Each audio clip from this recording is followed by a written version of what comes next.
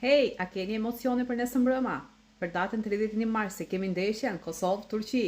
Pra është një ndeshje me shumë rëndësi dhe unë uroj Kosovës suksese. Skuadra jonë të fitojë dhe ta shikojmë në finalet botërore, sepse e meriton më së miri.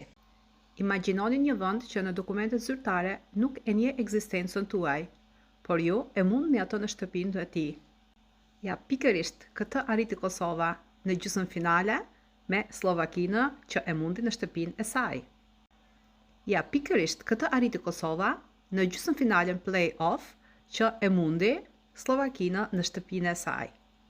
Që të jemi realistë, fitoria dhe rezultati që dërgoi Kosova në këtë ndeshje na maniti të gjithëve, por edhe ishte një surprizë e madhe.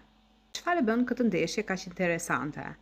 Këtë ndeshje kaq interesante e bën çështja se Slovakia ishte një nga 5 vendet evropiane që nuk e njohi Kosovën si shtet i pavarur. Dhe jo vetëm kaq, ajo nuk u mjaftua dhe vitin që kaloi mbylli edhe përfaqësinë e saj që kishte në Prishtinë.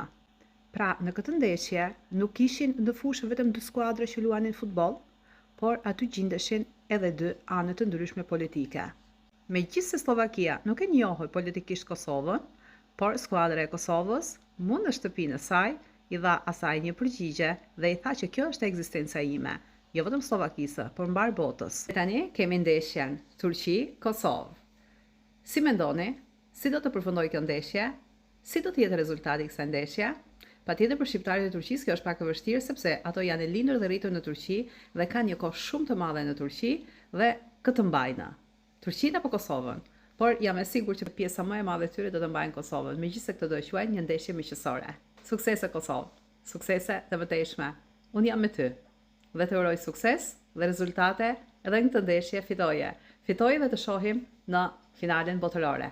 E meriton.